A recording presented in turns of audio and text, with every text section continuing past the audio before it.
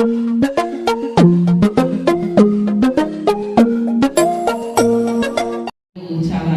వివరంగానే మనతో మాట్లాడుతూ వస్తున్నాడు. ఎందుకు అనేసానంటే రాబోయేటువంటి భవిష్యత్తులో ఈ విషయాలు మనకెంతో అవసరమై ఉన్నాయి కనుక దేవుడు ముందుగానే తన వాక్యమును బట్టి తన మాట చేత మనల్ని ముందుగానే బలపరుస్తున్నారు, ధైర్యపరుస్తున్నారు. రాబోయేటువంటి పరిస్థితులను ఎదుర్కోవడానికి కూడా తన వాక్కు ద్వారా మనకి ఏమి ఇస్తున్నారు చెప్పండి? శక్తిని ఇస్తున్నారు. దేవునికి స్తోత్రం, హల్లెలూయా. రాత్రి నుండి కూడా మనం ప్రారంభించుకున్నటువంటి అంశం ఏంటండి? రాత్రి నుంచి ప్రారంభించుకున్న అంశం ఏంటి చెప్పండి? శ్రమలు తెచ్చే సిరులు. చాలా సార్లు అనుకుంటా ఉంటాం, ఏంటంటే బాబు శ్రమలు అనేసరి మొదలు పెట్టారు, దేవుడు ఏదో మా జీవితాల్లో కార్యాలు చేస్తాడు, ఆశీర్వాదాలు కుమ్మరిస్తాడు అనేసి అనుకుంటే మీరు అంశం మొదలు పెట్టడమే శ్రమల ద్వారా మొదలు పెట్టారేంటి అనేసి అనుకుంటా ఉంటారు చాలా మంది. కానీ ఒక వచనం చూసి మనం వాక్యంలోకి వెళ్దాం రండి. 94వ కీర్తన 12వ వచనం చదువుకుందాం.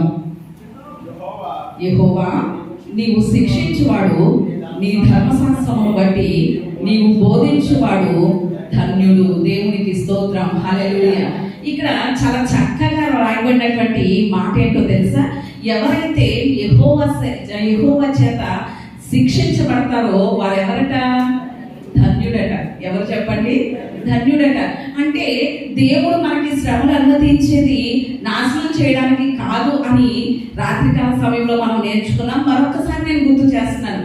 ఉదాహరణకి మన కుటుంబంలో మన పిల్లల్ని మనం శిక్షిస్తామా లేదా? మీరు శిక్షిస్తారా? మీ పిల్లల్ని శిక్షిస్తారా? మేము శిక్షిస్తామండి అన్న దేవుని స్తోత్రం చెప్తామా? ఎందుకని శిక్షిస్తారు? మీ కుమారుడు మరణించాలనా? మీ బిడ్డలు మరణం కోరుకుని శిక్షిస్తారా? లేక వాళ్ళు బాగుపడాలని శిక్షిస్తారా? వాళ్ళు బాగుపడాలని, మంచి దానిలో వారు నడవాలని, క్రమశిక్షణతో ఉండాలని, వారు గొప్పవారు అవ్వాలనేటువంటి ప్రేమ చేతే వారిని మీరు ఏం చేస్తున్నారు? శిక్షిస్తున్నారు. మరి ఈరోజు దేవుడు కూడా మనకి అనుమతించేటువంటి శ్రమలు, ఆయన మనల్ని శిక్షిస్తున్నాడు. ఎందుకో తెలుసా? మనల్ని నాశనం చేయడానికి కాదు, కానీ ఆయన మనల్ని ప్రేమించి ప్రేమ చేతే మనల్ని శిక్షిస్తున్నాడు. దేవునికి స్తోత్రం, హల్లెలూయా. మనం ఎదుర్కొనేటువంటి శ్రమలైనా, కష్టాలైనా, సమస్యలైనా వీటిని ఏమంటారో తెలుసా? తండ్రి చేసే గాయాలు అంటారు. ఏమంటారు చెప్పండి? తండ్రి చేసే గాయాలని పిలుస్తాం. దేవుడు మన జీవితంలో అనుమతించే వాటిని తండ్రి చేసే గాయాలు అనేసి అంటాం.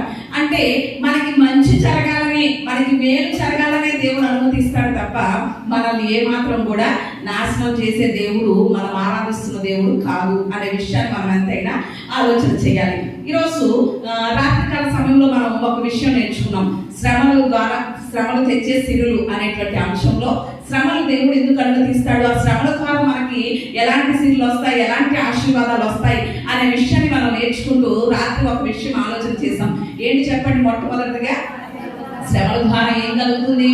అభివృద్ధి కలుగుతుంది. ఏం కలుగుతుంది చెప్పండి? అభివృద్ధి అనేది కలుగుతుంది. మనకి అభివృద్ధి అనేది ఎప్పుడు ప్రారంభం అవుతుంది, ఎప్పుడు స్టార్ట్ అవుతుంది అంటే శ్రమల ద్వారానే అభివృద్ధి అనేది వస్తుంది. ఈరోజు రెండవ విషయాన్ని కూడా మనం ఆలోచన చేసినట్లయితే, మనము ఆలోచన చేద్దాం. శ్రమల ద్వారా మనకి ఏం కలుగుతుంది అని ఆలోచన చేస్తే, యోబు గ్రంథము 42వ అధ్యాయం 15వ వచనం చదువుకుందాం. 42:15. ఆ దేశం అంతటను యోబు కుమార్తెలంతా సౌందర్యవతులు కనబడలేదు. చాలండి. ఇక్కడ మనం ఈ విషయాన్ని కనుక ఆలోచన చేస్తే, రెండవదిగా మనకి శ్రమల ద్వారా ఏం కలుగుతుంది అని ఆలోచన చేస్తే, శ్రమల ద్వారా రెండవది ఏం కలుగుతుంది అంటే సౌందర్యం కలుగుతుంది. దేవునికి స్తోత్రం, హల్లెలూయా. ఏం కలుగుతుంది చెప్పండి? శ్రమల ద్వారా సౌందర్యం కలుగుతుంది. ఇక్కడ యోబు కుమార్తెల విషయంలో కనుక మనం ఆలోచన చేస్తే, ఆ ఊసు దేశంలోనే యోబు కుమార్తెలంత సౌందర్యవతులు ఎక్కడ కనిపించలేదట. ఆ మాటను కూడా పరిశుద్ధాత్ముడు బైబిల్ గ్రంథంలో ప్రస్తావించడం జరిగింది. తెలియజేస్తున్నాడు పరిశుద్ధాత్ముడు ఆ విషయాన్ని. ఎందుకని అంటే ఇదేదో బ్యూటీ క్వీన్ ఎంపిక కాదు, వీళ్ళు అందంగా లేరు అనేసి ఏదో బ్యూటీ క్వీన్ ఎంపికకి వెళ్ళడం అనేది ఎంపిక లాంటిదని ఈ విషయాన్ని మనం భావించక్కర్లేదు. ఇది పరిశుద్ధాత్ముని యొక్క ఎంపిక. ఎవరు ఎంపిక చెప్పండి? బ్యూటీ క్వీన్ ఎంపిక ఇలా జరిగే ఎంపికలు కాదు. ఏంటి జరుగుతాయి కదా, మిస్ ఇండియా, మిస్ వరల్డ్ అనేసి పోటీలు, అలాంటి ఎంపిక కాదు. ఇది ఏ ఎంపిక అంటే పరిశుద్ధాత్ముని యొక్క ఎంపిక. ఈ ఎంపికలో ఎవరు గెలిచారు అనేసారంటే యోబు కుమార్తెలే గెలిచారు. ఎవరు గెలిచారు చెప్పండి? ఎందుకని గెలిచారంటే ఇది కూడా దేవుని యొక్క ఉచితమైనటువంటి కృపే. వాళ్ళు అంత సౌందర్యవతులుగా పుట్టడానికి గల కారణం దేవుని యొక్క ఉచితమైనటువంటి కృపే. కానీ దీని వెనక ఉన్నటువంటి రహస్యం ఏంటి? వారు అంత సౌందర్యవతులుగా పుట్టడానికి గల కారణం ఏమిటి అనేసనంటే అసలు కారణం వారి సౌందర్యం వెనుక ఉన్నటువంటి రహస్యం ఏమిటి అంటే యోబు మహాశ్రమలు అనే కొలుములో నుండి వచ్చిన వ్యక్తి కనుక. దేవునికి స్తోత్రం, హల్లెలూయా. యోబు గురించి మన అందరికీ బాగా తెలుసు. పాత నిబంధనపు కాలపు భక్తుల్లో అధిక శ్రమలు ఎవరైనా అనుభవించిన వారు ఉన్నారు అంటే వారు ఎవరని చెప్పొచ్చు? యోబు పొందినటువంటి శ్రమలు ఓటీలో ఎవరు కూడా పొందలేదు. అలాంటి మహాశ్రమల యొక్క కొలుముల నుండి వచ్చినటువంటి వ్యక్తి యోబు. అలాంటి శ్రమానుభవం ద్వారా వచ్చినటువంటి వ్యక్తికి జన్మించినటువంటి కుమార్తెలే ఈ సౌందర్యవతులు. ఎవరికి జన్మించారు చెప్పండి? ఆ మహాశ్రమల కొలుముల నుండి వచ్చినటువంటి ఆ వ్యక్తికి జన్మించినటువంటి వారే ఈ సౌందర్యవతులు. అలనాడు మనం చాలా చూస్తూ ఉంటాం. ఎలా అనేసారంటే నాటి నవాబులు అంటే తెలుసా అండి? ఒక రోజట స్కూల్లో ఒక టీచర్ అట డిక్టేషన్ పెట్టిందట పిల్లలకి. అలనాడు హైదరాబాద్ పట్టణాన్ని నవాబు పరిపాలించాడు అనేసరి రాయమందట. రాయమంటే ఒక అబ్బాయి, అందరూ రాసుకొచ్చారట, ఒక అబ్బాయి రాసుకొచ్చాడట. తీరా వాడు బుక్ చూస్తే ఏమన్నదో తెలుసా? హైదరాబాద్ పట్టణాన్ని నా బాబు పరిపాలించాడని రాశాడట. ఏం రాశాడు చెప్పండి? టీచర్ చెప్పిందేంటి? నా బాబు పరిపాలించాడు అంటే వాడు రాసిందేంటి? నా బాబు పరిపాలించాడు అనేసి రాశాడట. ఒక్కటి వేసిందట, స్టిక్ తో వేసి కరెక్ట్గా రాయి, హైదరాబాద్ పట్టణాన్ని నా బాబు పరిపాలించాడు అనేసి చెప్తే మరలా వెళ్ళి మరలా రాసుకొచ్చాడట. మరలా చూపించాడట. చూపిస్తే ఈసారి ఏం రాశాడో తెలుసా? హైదరాబాద్ పట్టణాన్ని నీ బాబు పరిపాలించాడు. అంటే ఆలోచన చేయండి, వాడికి అర్థం కావట్లేదు. నవాబు అనే పదం ఏమవ్వట్లేదు చెప్పండి? అర్థం కావట్లేదు. నవాబు అని అర్థం చేసుకోకుండా నా బాబు నీ బాబు అనేసి రాస్తున్నాడు. అప్పుడు వెంటనే టీచర్ ఒక్కటే స్టిక్ తో వేసి నవాబు నీ బాబు కాదురా, నా బాబు నీ బాబు కాదు, నవాబు పరిపాలించాడు అనేసి చెప్పిందట. అలనాడు నవాబులకి కానీ లేకపోతే దొరబాబులకి కానీ ఏముండేది? ఒక చిహ్నంగా అనేసారంటే ఇక్కడ వాళ్ళు ధరించే వస్త్రాల మీద ఒక గులాబీ పువ్వుని ధరించుకునేవారు. మీకు తెలుసో లేదో, మనకి చాలా తెలిసినటువంటి ఒక వ్యక్తికి కూడా ఇక్కడ రోజు ఉంటుంది. రాజకీయ నాయకులు చెప్పగలుగుతారా? జవహర్ లాల్ నెహ్రూకి కూడా ఏముంటుంది చెప్పండి? ఇక్కడ తన కోట్ మీద ఒక గులాబీ పువ్వు ఉంటది. అంటే అప్పటి రోజుల్లో వారు దాన్ని ధరిస్తా వచ్చేవారు. ఆ గులాబీ పువ్వుని వారు ధరించేటువంటి ఆ గులాబీ పువ్వు కూడా అంత సౌందర్యం ఎలా వచ్చిందో తెలుసా? దాని వెనక జీవితం కూడా దేంతో కూడుకున్నది చెప్పండి? ముళ్ళ జీవితమే దాని జీవితం కూడా. దేవునికి స్తోత్రం, హల్లెలూయా. అంటే అది అంత అలంకారంగా నవాబులకు కానీ దొరబాబులకు కానీ ఎవరికైనా సరే వస్త్రాల మీద అంత అలంకారంగా ప్రత్యేకమైనటువంటి స్థితిలో అది ఎంపిక చేయబడడానికి కూడా కారణం ఏమిటి అనేసనంటే అది కూడా ఒక ముళ్ళ చెట్టు నుండి వస్తుందని కూడా దాన్ని మనం ఆలోచన చేయాలి. మనకు తెలుసు కదా ఆ విషయం కూడా. ఉదాహరణకి గడ్డి పువ్వు చూడండి, వెంటనే అది ఏమవుతుంది? వాడిపోతా ఉంటది మధ్యాహ్నానికల్లా. కానీ గులాబీ పువ్వు చాలా అందంగా కనిపిస్తుంది కదా. అంటే గడ్డి పువ్వుకి గులాబీ పువ్వుకి కూడా ఏముంది? తేడా ఉంది. అలాగే ఈ రోజు యోబు కుమార్తెల విషయంలో వారు ఎంతో సౌందర్యవతులు. దానికి కారణం యోబు అనుభవించినటువంటి మహాశ్రమలే. ఈ రోజు శ్రమలు స్వీకరించిన వారికి, శ్రమలు త్రోసివేసే వారికి కూడా క్రైస్తవులకి ఏముంటది? తేడా ఉంటది. గడ్డి పువ్వుకి గులాబీ పువ్వుకి ఎంత తేడా ఉందో అలాగే శ్రమలు అనుభవించే క్రైస్తవులకి, శ్రమలు త్రోసివేసే క్రైస్తవులకి కూడా ఏముంటది చెప్పండి? చాలా వ్యత్యాసం, తేడా అనేది మనకి కనిపిస్తూ ఉంటది. ఈ సౌందర్యవతులైనటువంటి యోబు కుమార్తెల పేర్లు చెప్పగలుగుతారా? చూడాలి. ఏమీనా, కెసియా, కెరమ్హా పాపు. ఈ ముగ్గురు కూడా సౌందర్యవతులుగా ఉండడమే కాదు, తమ తండ్రి యొక్క స్వాస్థ్యాన్ని కూడా పొందగలిగారు అనేసి మనం చూస్తున్నాం.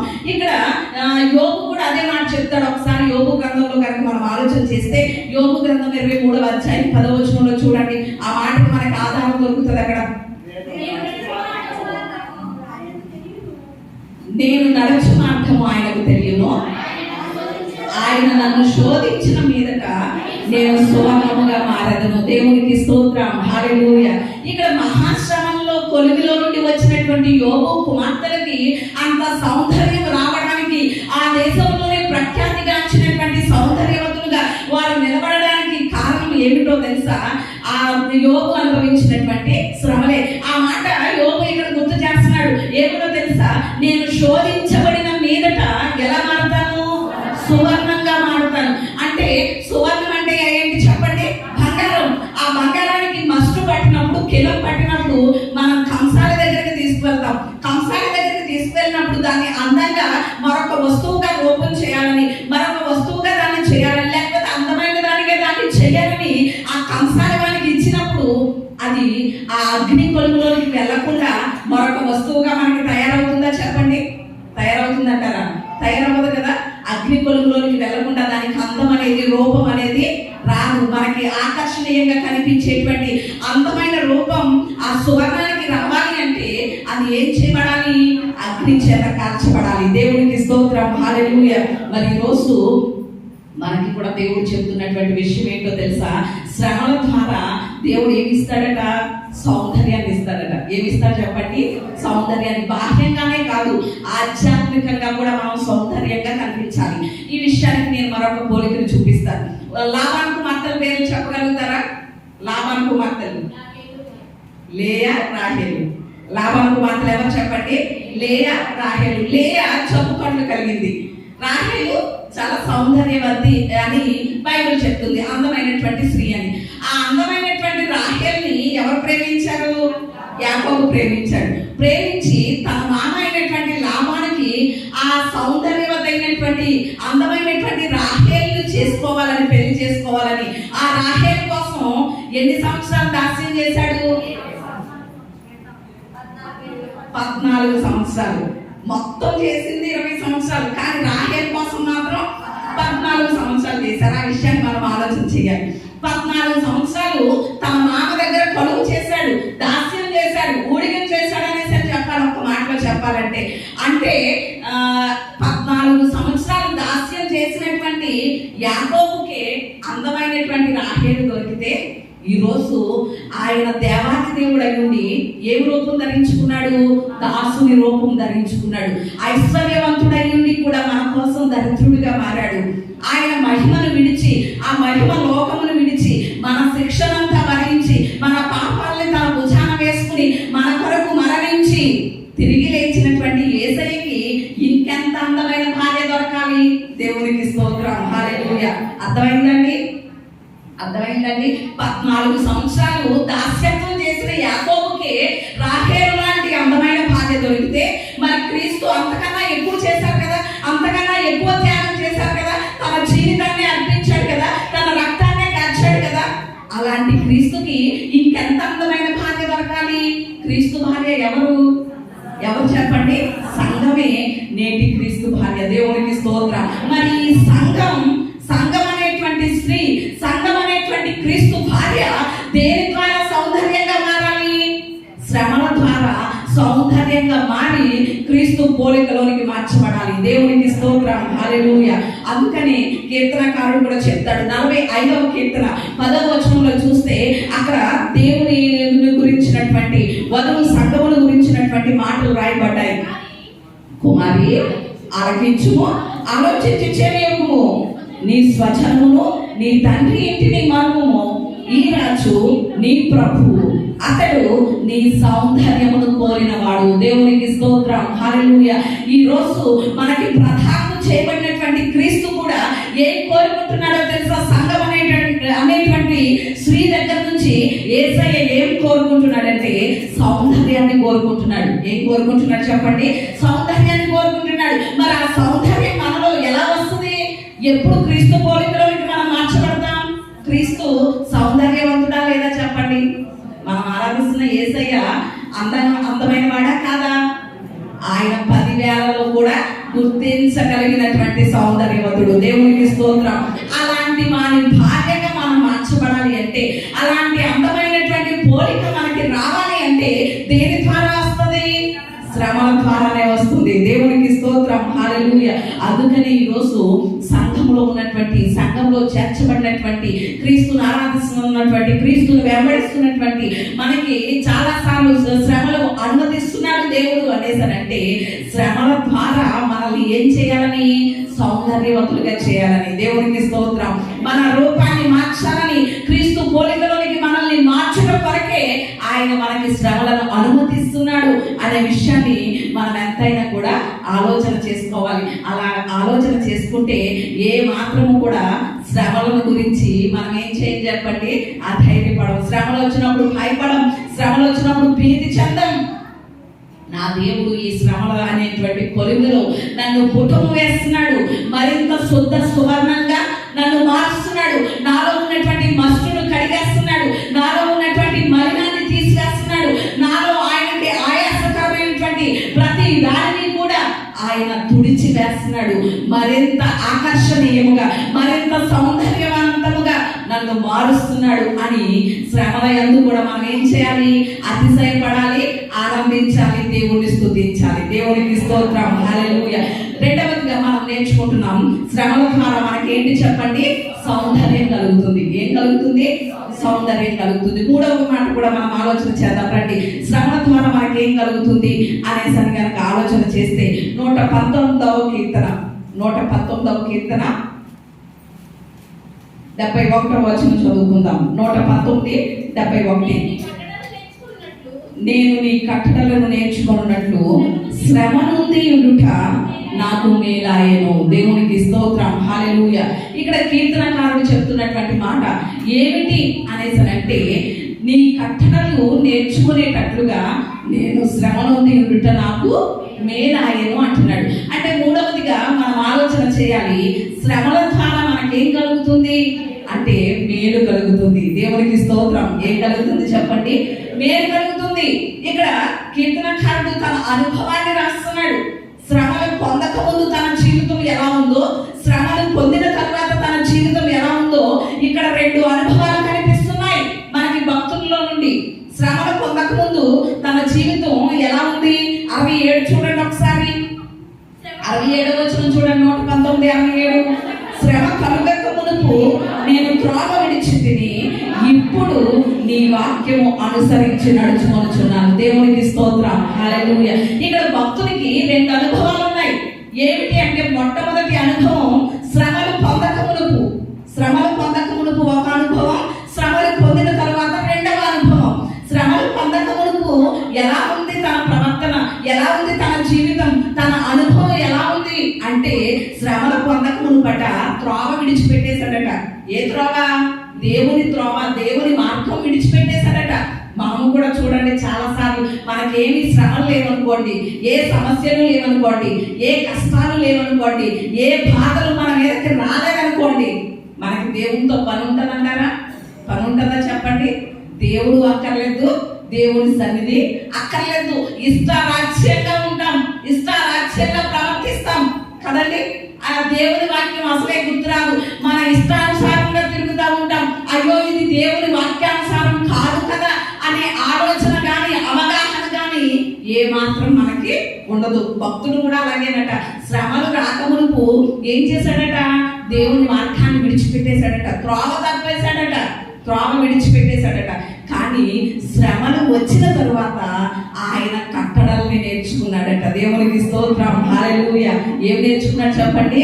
దేవుని యొక్క కట్టడలు, దేవుని యొక్క ఆజ్ఞలు, దేవుని యొక్క విధులను నేర్చుకున్నాడు. అలా నేర్చుకోవడం వల్ల ఎంతో ఆశీర్వాదం కదా. ఒక విషయం ఆలోచన చేయండి. ఈరోజు దేవుని వాక్యం మాకెందుకండి, ఆయన కట్టడలు మాకెందుకండి, ఆయన ఆజ్ఞలు మాకెందుకండి అనేసి అంటామా? మరి ఆయన ఆజ్ఞలు అనుసరించి జీవించకుండా నిత్య నరకాగ్నిలో నుండి ఎలా తప్పించబడతాం? ఎంతైనా ఆలోచన చేయాలి కదా. బాప్తిస్మం పొందినంత మాత్రాన దేవుని రాజ్యానికి వారసులు అయిపోం కదా, దేవుని రాజ్యంలో ప్రవేశించం కదా. బాప్తిస్మం పొందిన వారు కూడా అనేకులు నిత్య నరకాగ్నికి పోయేటువంటి అనుభవాలు ఉన్నాయి. ఎందుకో చెప్పమంటారా? దేవుని ఆజ్ఞలను అనుసరించి, దేవుని వాక్యాన్ని అనుసరించి నడవలేనటువంటి వారు ఎంత బాప్తిస్మం పొందినా కూడా వారి పరిస్థితి ఎక్కడ చెప్పండి? నిత్య నరకాగ్నియే. ఒక విషయం ఆలోచన చేయండి. హాస్పిటల్లో ఉన్నటువంటి రోగికి ఒక నిరీక్షణ ఉంటది. ఏంటో తెలుసా? ఈ రోజు కాకపోతే రేపైనా నా రోగం తగ్గుతుంది, నా బలహీనత తగ్గుతుంది, హాస్పిటల్ నుండి నేను డిశ్చార్జ్ అయ్యి ఇంటికి ఆరోగ్యంగా చేరుకుంటాను అనే నిరీక్షణతో హాస్పిటల్లో ఉన్నటువంటి రోగి ఆ నిరీక్షణ కలిగి ఉంటాడు. లేకపోతే జైల్లో ఉన్న వ్యక్తిని చూడండి, ఆ జైల్లో ఉన్నటువంటి వ్యక్తి ఈ రోజు కాకపోతే రేపైనా, లేకపోతే కొన్ని సంవత్సరాలకైనా నేనేం చేస్తాను? విడుదల పొందుతాను, ఇంటికి వెళ్తాను, నా భార్య బిడ్డల్ని నేను కలుసుకుంటాను, వాళ్ళతో ఆనందంగా జీవిస్తాను అనేటువంటి నిరీక్షణ కలుగుతుంది జైల్లో ఉన్నటువంటి వ్యక్తికి. లేక పంట పండించే వ్యక్తి ఈ సంవత్సరం ఒకవేళ వర్షాలు వచ్చి పంట పోయినా మరొక సంవత్సరం మరొకసారి విత్తితే మరలా పంట చేతికి వస్తుంది, దాని ద్వారా నా కుటుంబం ఆశీర్వదించబడుతుంది, నా బిడ్డల్ని మంచి చదువులు చదివించుకోవచ్చు, లేకపోతే నా బిడ్డకి పెళ్లి చేయొచ్చు అనేటువంటి నిరీక్షణ ఎవరికి ఉంటది? రైతుకు ఉంటది కదా. ఇలా ప్రతి ఒక్కరికి నిరీక్షణ ఉంటది. కానీ నరకంలోనికి వెళ్ళిన వారికి మాత్రం తిరిగి వస్తామనే నిరీక్షణ ఉండదు. ఏముండదు చెప్పండి? ఒక్కసారి కనుక నరకంలోనికి వెళ్ళాము అంటే ఇక బయటికి వచ్చే మార్గము లేదు, అక్కడి నుంచి తప్పించుకునే మార్గము లేదు, బయటికి వస్తామనే నిరీక్షణ కూడా ఉండదు. మరి అలాంటి భయంకరమైనటువంటి నరకంలోకి వెళ్లకుండా ఉండాలి అంటే దేవుని ఆజ్ఞలు పాటించాలి కదా, దేవుని ఆజ్ఞలు అనుసరించి నడుచుకోవాలి కదా. ఇక్కడ భక్తుడు శ్రమ కలుగక మునుపు ఆయన అనుభవాలు ఎలా ఉన్నాయో తెలుసా? మొట్టమొదటిగా త్రోవ విడిచిపెట్టేశాడట, దేవుని యొక్క త్రోవను విడిచిపెట్టేశాడు. తరువాత ప్రార్థనను నిర్లక్ష్యం చేసేసాడట. ఏం చేసేసాడు చెప్పండి? ప్రార్థనని నిర్లక్ష్యం చేసేసాడు, దేవుని సన్నిధిలో ప్రార్థించడం. కానీ ఎప్పుడైతే శ్రమలు వచ్చినాయో అప్పుడు ప్రార్థన చేయడం మొదలు పెట్టాడు. అందుకనే సమూయేలు మొదటి గ్రంథం 22వ అధ్యాయం 7వ వచనం కానివ్వండి, 18వ కీర్తన 6వ వచనం కానివ్వండి, అందులో ఈ రెండు రిఫరెన్స్ లో కూడా ఒకే మాట ఉంటది. ఏంటో తెలుసా? నా శ్రమలో నేను యెహోవాకు మొరపెట్టగా ఆయన తన ఆలయంలో నా ప్రార్థన ఆలకించెను. దేవునికి స్తోత్రం, హల్లెలూయా. అంటే శ్రమ వచ్చే వరకు కూడా మనకి కూడా ఏం గుర్తురాదు? ప్రార్థన గుర్తురాదు. శ్రమ లేకపోతే, సమస్య లేకపోతే, కష్టం లేకపోతే మనము కూడా ప్రార్థన విషయంలో నిర్లక్ష్యమే, ప్రార్థన విషయంలో అశ్రద్ధే, ప్రార్థన చేసుకునే విషయంలో రేపు చేసుకుందాంలే, లేక సాయంత్రం చేసుకుందాంలే, తర్వాత చేసుకుందాంలే అనేసని ఎంతో నిర్లక్ష్యంగా ఉంటాం ప్రార్థన విషయంలో. అదే మన కుటుంబంలో కానీ లేకపోతే మన జీవితంలో కానీ ఏదైనా సమస్య కష్టం వచ్చినప్పుడు వెంటనే ఎక్కడికి వెళ్తాం? దేవుని పాదాల దగ్గరికి వెళ్తాం. అంటే ఈ రోజు మనకి శ్రమ కలగడం మంచిదంటారా చెడ్డదంటారా? మంచిదే కదా. శ్రమల ద్వారా మనం దేవుణ్ణి సమీపిస్తున్నాం, ఆయన కట్టడల్ని నేర్చుకుంటున్నాం, ఆయన ఆజ్ఞల్ని అనుసరిస్తున్నాం, ఆయన సన్నిధిలో ప్రార్థించడానికి, ఆయనతో సహవాసం చేయడానికి ఆసక్తి చూపిస్తున్నాం. శ్రమ లేకపోతే ఎలా ఉంటుందో తెలుసా? దేవుని యొక్క సన్నిధికి కూడా మనం ఏం చేయాలి చెప్పండి? రాలేం. శ్రమలు లేకపోతే, కష్టాలు లేకపోతే దేవుని సన్నిధిలో వెళ్దాంలే, ఆ తల వెళ్ళాలేంటి అనేటువంటి నిర్లక్ష్యం. కానీ ఎప్పుడైతే మనకి శ్రమలు కలిగినాయో దేవుని సన్నిధికి వెళ్ళాలి అనేటువంటి ఆసక్తి చూపిస్తూ ఉంటాం. దేవుని సన్నిధి అంటే నిర్లక్ష్యం ఉండదు. ఎప్పుడు అంటే మనకి శ్రమలు వచ్చినప్పుడు దేవునిపై కూడా ప్రేమ తగ్గిపోద్ది. శ్రమలు లేకపోతే మనకి ఏం తగ్గిపోద్ది చెప్పండి? మనకి శ్రమలు కష్టాలు లేకపోతే దేవుని మీద ఉన్నటువంటి ప్రేమ కూడా తగ్గిపోతూ ఉంటుంది మనకి. కానీ ఎప్పుడైతే మనకి శ్రమలు వచ్చినాయో, కష్టాలు వచ్చినాయో వెంటనే ఏం చేస్తామో తెలుసా? దేవుణ్ణి ప్రేమిస్తాం. ఆయన కౌగిట్లో ఏమైపోతాం చెప్పండి? ఒదిగిపోతాం. ప్రభువా నన్ను కనికరించవా, నువ్వే కదా నా తండ్రివి, నువ్వే కదా నాకు దిక్కు, నీవే కదా నాకు ఆధారం అని వెంటనే కష్టం వచ్చినటువంటి లేకపోతే ఏదైనా దెబ్బ తగిలినటువంటి బిడ్డ వెంటనే వచ్చి తన తండ్రిని కానీ తల్లిని కానీ హత్తుకుని తన కష్టాన్ని ఎలా చెప్తాడో, తనకి తగిలినటువంటి గాయాన్ని ఎలా చూపిస్తాడో, అలాగే మనకి శ్రమ వచ్చినప్పుడు కూడా ఎక్కడికి వచ్చేస్తాం? వెంటనే దేవుని దగ్గరకు వచ్చేసి ప్రభువా అనేసి ఆయనకి చూపిస్తూ ఉంటాం మన కష్టాలు. ఆయన కౌగిట్లో ఒదిగిపోతాం. దేవునికి స్తోత్రం. మరి దీన్ని బట్టి చూస్తే శ్రమల ద్వారా మనకి మేలంటారా కీడంటారా? మేలే కదా. అందుకనే దేవుడు మన జీవితంలో శ్రమలను అనుమతిస్తున్నాడు. ఎందుకో తెలుసా? మనమంటే దేవునికి చాలా ప్రేమ. ఎవరంటే చెప్పండి? మనమంటే చాలా ప్రేమ. చాలా సార్లు శ్రమలు లేకుండా సుఖంగా సంతోషంగా మన జీవితాలు వెళ్ళవచ్చినప్పుడు మనం చాలా సార్లు దేవుని నిర్లక్ష్యం చేశాం. చాలా సార్లు దేవుని సన్నిధంటే అశ్రద్ధ చేశాం. అయ్యో నా బిడ్డ నేను చేతులు చాచి పిలుస్తున్నా, నాతో సహవాసం చేయట్లేదే, నా సన్నిధిలో నాతో గడపట్లేదే, నా మాట వినట్లేదు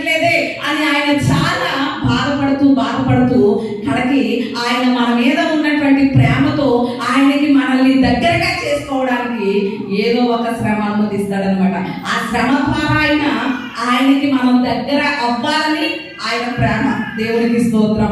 అందుకని ప్రేమ చేత దేవుడు శ్రమలను అనుమతిస్తాడు తప్ప మన మీద కోపంతో కాదు. అప్పుడైనా మనం ఏం చేస్తామని ఆయనకి మరింత దగ్గర అవుతామనేటువంటి ఆశ ఆయనకి. ఎందుకంటే మనల్ని విడిచి ఆయన ఉండలేడు. ఒకవేళ ఆయన్ని విడిచిపెట్టి మనం జీవించేస్తామేమో కానీ మనల్ని విడిచి ఆయన ఉండలేడు. అంతగా మనల్ని ఆయన ప్రేమిస్తున్నాడు కనుక ఈరోజు శ్రమల ద్వారా మరింతగా ఆయనకి దగ్గర అవ్వడం మన జీవితంలో కలిగేటువంటి మేలే కదా.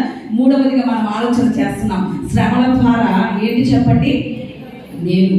శ్రమలో కలిగేటువంటి మేలేంటో ఒక 2 ఉదాహరణలు నేను మీకు ఇచ్చి నా మాటలు ముగిస్తాను. శ్రమల ద్వారా కలిగేటువంటి, శ్రమలో దాగినటువంటి మేలేంటో మరియ మార్తలకి బాగా తెలుసు. యోహాను సువార్త 11వ అధ్యాయంలో వాళ్ళిద్దరూ మనకి కనిపిస్తారు. కనిపించినప్పుడు ఆ శ్రమల ద్వారా వచ్చేటువంటి ఆ మేలేంటో వాళ్ళ జీవితాల్లో అనుభవించారు వారు. అక్కడ లాజరు ద్వారా వచ్చినటువంటి శ్రమ వారికి ఏం చేకూర్చింది చెప్పండి? ఎంతో మేలునే చేకూర్చింది. దేవునికి స్తోత్రం, హల్లెలూయా. ఏం చేసింది చెప్పండి? మేలే. వారు ఫస్ట్ లాజరుకి అనారోగ్యం వచ్చినప్పుడు ఏమనుకున్నారు? యేసయ్య వచ్చి బాగు చేస్తే చాలు, స్వస్థపడిపోతాడు మా తమ్ముడని యేసయ్యకి కబురు పంపించారు. కానీ యేసయ్య రాలేదు. యేసయ్య వచ్చేసరికి అప్పటికే లాజరు ఏమైపోయాడు? చనిపోయాడు, సమాధి చేయబడిపోయాడు. 4 రోజులు అయిపోయింది. అయిపోయిన తర్వాత అయ్యో ఎంత శ్రమ వచ్చింది మా జీవితంలో, ఎంత కష్టం వచ్చింది అని మార్త ఊరికే ఏడ్చేస్తుంది. కానీ ఆ శ్రమ వెనుక దేవుడు ఏం దాచి ఉంచాడో తెలుసా? జీవాన్ని దాచి ఉంచాడు. దేవునికి స్తోత్రం, హల్లెలూయా. ఈరోజు మన జీవితంలో కూడా అయ్యో ఈ శ్రమ నన్ను ఎంతగానో వేధిస్తుంది, ఈ కష్టం వల్ల నేను ఎంతో బాధపడుతున్నానే, ఈ సమస్య, ఈ పోరాటం నేను ఎదుర్కోలేకపోతున్నానే అని ఏమాత్రం కూడా మనం భయపడక్కర్లేదు. మనము ఎన్నైతే అనుభవించగలమో అన్నే దేవుడు అనుమతిస్తాడు కదా. కానీ మనం అనుభవించలేకుండా ఎక్కువ దేవుడు ఏమి చేయడు చెప్పండి? అనుమతించడు. ఆ విషయాన్ని కూడా యోబు ప్రస్తావిస్తాడు. యోబు గ్రంథం 6వ అధ్యాయం 2వ వచనంలో చూస్తే అక్కడ యోబు ఒక మాట చెప్తాడు. ఏమన్నా తెలుసా?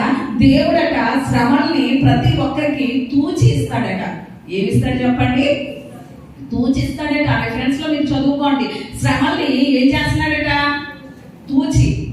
తూయడం అంటే దగ్గర అనమాట, కాటా వేస్తున్నాడట. అంటే మన విశ్వాసం పరిమాణాన్ని బట్టి మనం ఎన్ని శ్రమలైతే తట్టుకోగలుగుతామో, ఎన్ని శ్రమలైతే భరించగలుగుతామో, ఎన్ని బాధలు అయితే మనం తట్టుకోగలుగుతామో, ఎన్ని పోరాటాలైతే మనం పోరాడగలుగుతామో అన్నీ మన మీదకి ఏం చేస్తాడు? అనుమతిస్తాడు తప్ప మనం భరించలేని దానికన్నా ఎక్కువ అనుమతించడు. దేవునికి స్తోత్రం, హల్లెలూయా.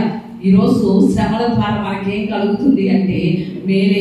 ఈరోజు మనం శ్రమ అనుభవించిన దాని వెనక దేవుడు మేలు దాచించాడు. ఆ శ్రమల వెనక ఉన్న మేలును మనకి ఇవ్వాలని ఇష్టపడుతున్నాడు.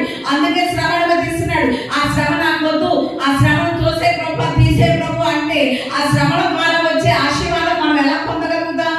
ఆ విషయాన్ని ఎంతైనా కూడా ఆలోచన చేయాలి. రెండవదిగా కనుక మనం చూస్తే సమూయేలు మొదటి గ్రంథం 1వ అధ్యాయం 11వ వచనం చదవండి ఒకసారి. సమూయేలు మొదటి గ్రంథం 1వ అధ్యాయం 11వ వచనం చదువుకుందాం. సైన్యములకు అధిపతి యెహోవా నీ సేవకురాలనైనా నాకు కలిగి ఉన్న శ్రమను చూచి నీ సేవకురాలనైనా నన్ను మరొక జ్ఞాపకం చేసుకొని నీ సేవకురాలనైనా నాకు మగ బిడ్డను దయచేసిన వారి తల మీదకి క్షవరపు కత్తి ఎన్నటికీ రానియక వాడు బ్రతుకు దినములన్నింటినూ నేను వాడిని యెహోవా వగు నీకు అప్పగిత్తునని మొక్కుబడి చేసుకొనెను. ఆమె యెహోవా సన్నిధిని ప్రార్థన చేయించుండగా ఏలి ఆమె నోరు కనిపెట్టుచుండేది. ఇక్కడ మనకి రెండవదిగా శ్రమ పడుతున్నటువంటి హన్నా కనిపిస్తుంది. అందుకని దేవుని సన్నిధిలో ప్రార్థన చేస్తుంది. నీ సేవకురాలైనా నేను కలిగి ఉన్న శ్రమను చూడు ప్రభువా, నా శ్రమను లక్ష్య పెట్టు, నేను అనుభవిస్తున్నటువంటి ఈ శ్రమను మీరు చూడండి అని దేవుని సన్నిధిలో ఏం చేస్తుంది చెప్పండి? ప్రార్థన చేస్తుంది. ఇక్కడ చాలాసార్లు మనం అనుకోవచ్చు ఇదేంటి నాకే శ్రమ రావాలా అనేసరి. కానీ హన్నా జీవితం మనకి దేవుడు గొప్ప పాఠంగా చూపిస్తున్నాడు.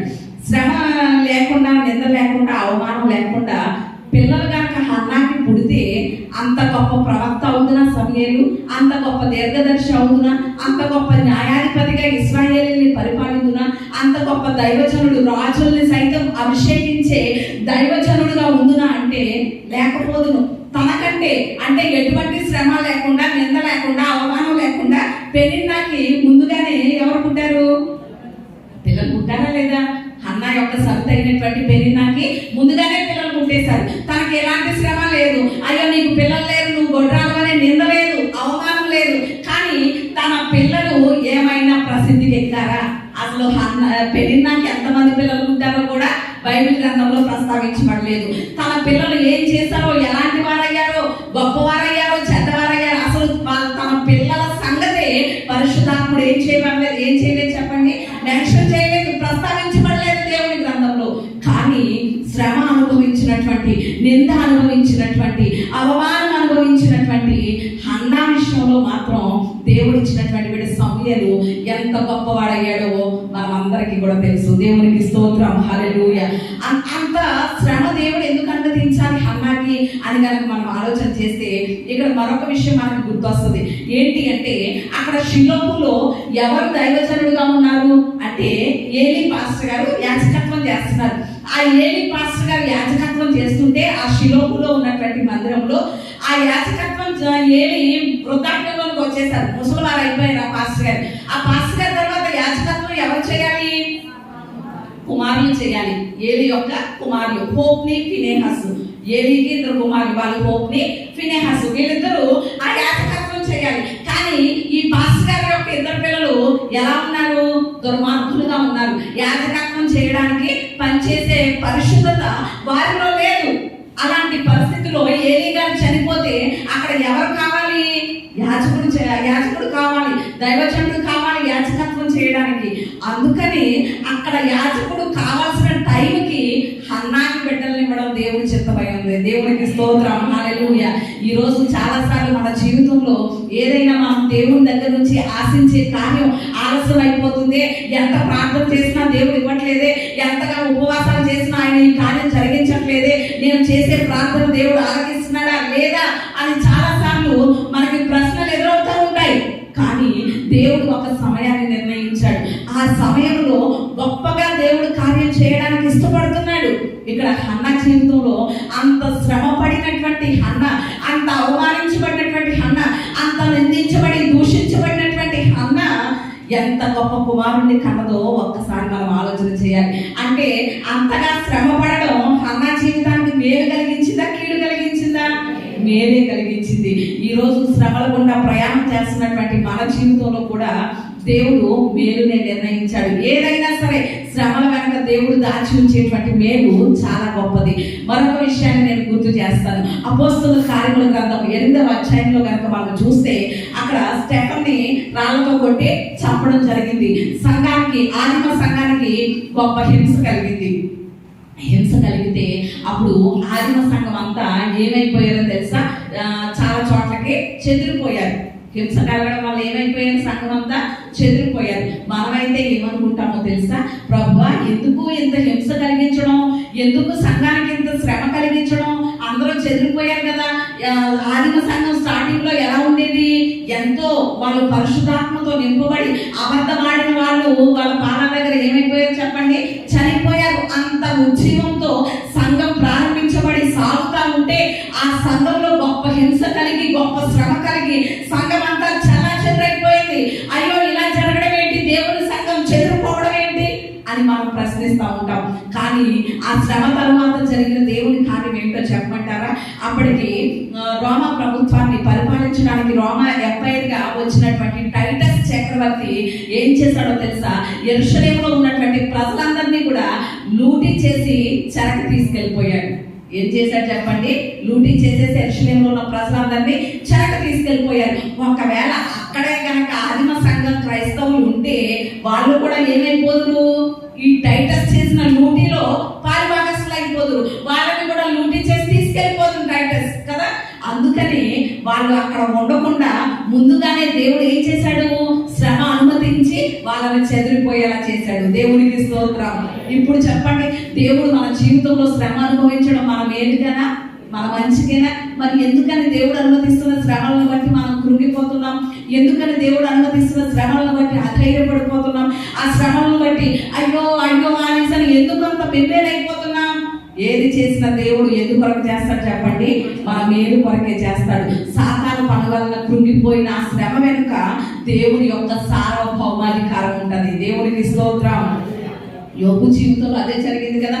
సాతాను ద్వారా ఎన్నో శ్రమలు, దేవుడి దగ్గరే పోటీ పెట్టుకుని సాతాను యోబును శోధించినటువంటి పరిస్థితి, సాతాను ద్వారా ఎన్నో శ్రమలు అనుభవించాడు. కానీ అలాంటి పరిస్థితుల్లో కృంగిపోకుండా యోబు నిలబడ్డాడు. ఆ శ్రమ వెనుక దేవుని యొక్క సార్వభౌమాధికారం ఉంది.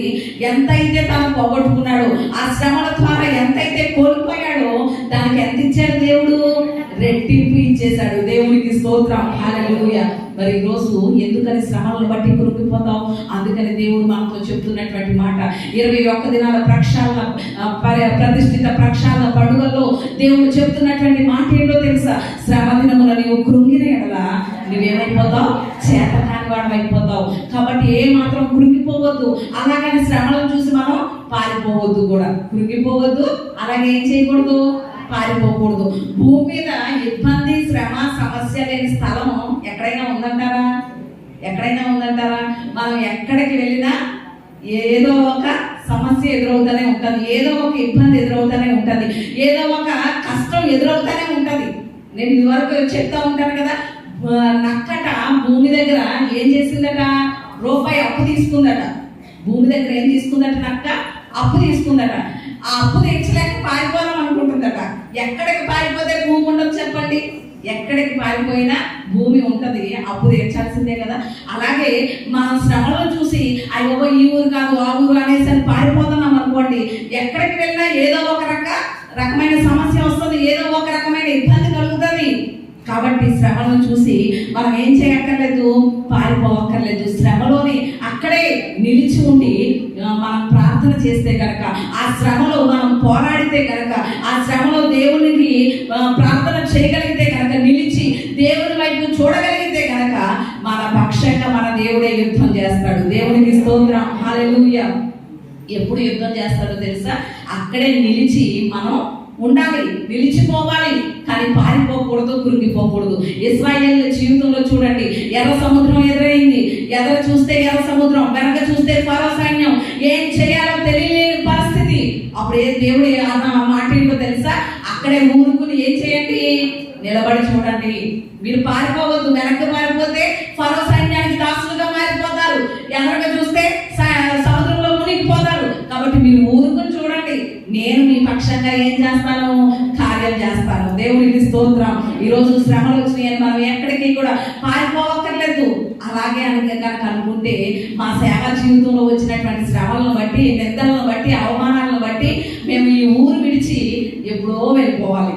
కానీ దేవుడు అలాగే మాత్రం కూడా మనల్ని మనం పారిపోకుండా, లేకపోతే కృంగిపోకుండా అలా నిలబడితే చాలు. దేవుడు ఏం చేస్తాడు చెప్పండి? మన పక్షంగా యుద్ధం చేస్తాడు. కాబట్టి ఆయనే మమ్మలను నిలవబెట్టాడు. శ్రమలో, ప్రతి సమస్యలో, నిందలో, అవమానంలో, ప్రతి దాంట్లో కూడా ఆయన మా చెయ్యి విడిచిపెట్టలేదు. నిలబడే కృపనిచ్చాడు, నిలబడే శక్తినిచ్చాడు. ఈ రోజు వరకు ఇలాగ కొనసాగింపజేస్తున్నాడు. దేవునికి స్తోత్రం. అలాగే మనందరి జీవితంలో కూడా మనం శ్రమలను చూసి ఏమాత్రం పారిపోవక్కర్లేదు. ఒక ముసలావిడట ప్రకృతికి పలకరించడానికి వెళ్ళిందట. పలకరించడానికి వెళ్తే ఆ ప్రకృతి ఆవిడ సామాన్లన్నీ వ్యాన్లో సర్దేస్తుందట. సర్దేస్తుంటే అదేంటమ్మా సామాన్లన్నీ వ్యాన్లో సర్దేస్తున్నాం ఏంటి అనేసి అన్నదట. అంటే అప్పుడు ఆ ప్రకృతి ఆవిడ అన్నదట, ఏమన్నా తెలుసా? మేము ఇల్లు ఖాళీ చేసేస్తున్నాం ఎందుకని అనేసి అన్నదట. ఎందుకని ఈ ముసలావిడ అడిగిందట. అడిగితే అప్పుడు అన్నదట, కష్టాలన్నీ మాకే వచ్చేస్తున్నాయి. కష్టకాలంలో కొత్త స్థలానికి వెళ్ళిపోతే, లేకపోతే వేరే చోటకి, వేరే ఊరు వెళ్ళిపోతే ఈ కష్టాలను తప్పించుకుందాం అనుకుంటున్నాం, అందుకని వెళ్ళిపోతున్నాం అనేసి అని చెప్పిందట. అప్పుడు ఈ ముసలావిడి ఒక మాట చెప్పిందట. ఏంటో తెలుసా? నీకు ఎక్కడ కష్టాలు వస్తున్నాయో, ఎక్కడ ఇబ్బందులు వస్తున్నాయో, ఎక్కడ సమస్యలు వస్తున్నాయో అక్కడే నిలబడమని ప్రభు చెప్తున్నాడు. ఎందుకో తెలుసా? అక్కడ యేసయ్య తన శిష్యులతో లూకాసు వార్త 5వ అధ్యాయంలో చెప్పినటువంటి మాట అదే. ఏమని చెప్పాడు? ఆ శిష్యులు చెప్పారు, రాత్రంతా మేము ప్రయాసపడ్డాం ప్రభువా, కానీ మాకేమీ దొరకలేదు అనేసి. అంటే యేసయ్య చెప్పిన మాట ఏంటి? ఇక్కడ వల వేయండి అని చెప్పాడు. అంతే.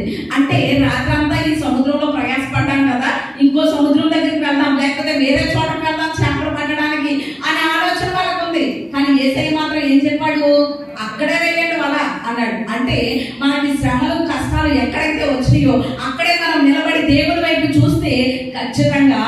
శ్రమలో కూడా దేవుడు మనకు విజయాన్ని ఇస్తాడు. దేవునికి స్తోత్రం, హల్లెలూయా అని ఆ ముసలాము కూడా అదే చెప్పిందట.